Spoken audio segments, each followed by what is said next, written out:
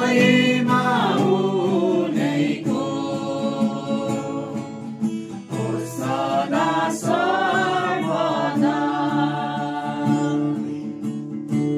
दुःखका दिनहरू व्रतमा निहाल्छु,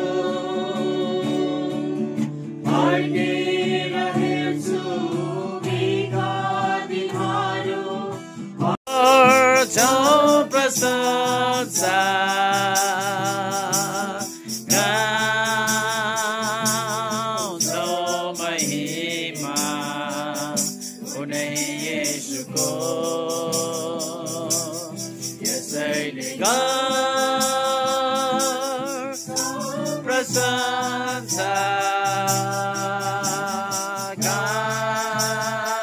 गाउँछौ महिमा कुनै येशूको।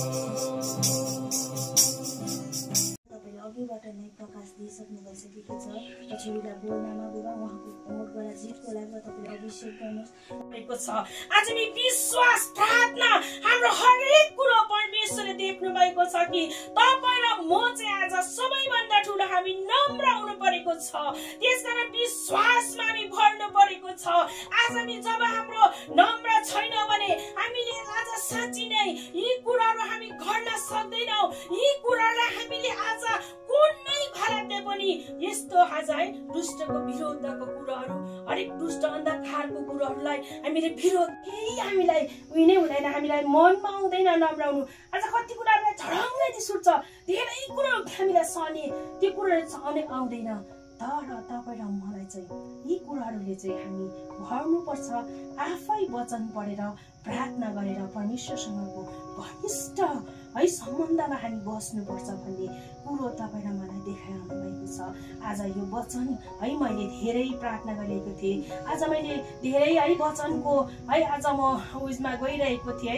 आज मलाई त्यति बेला वचन पढ्दा म धेरै रोइरहेको थिएँ। आज म धेरै यो वचन राखेर म रोइरहेको थिएँ प्रभुसँग। म यो वचन राखेर धेरै परमेश्वरमा प्रार्थना गरिरहेको थिएँ। आज म धेरै रोइरहेको थिएँ। आज परमेश्वरको वचन यही सिकाउनु भएको छ।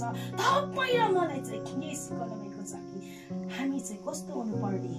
आज यो वचनले सिकाइरहेको थियो, मलाई सिकाइरहेको थियो। मलाई सिकाए परमेश्वरको वचन जब हाम्रो हृदयमा आउँछ भने हामी त्यसै पश्चाताप हुँदो रहेछ।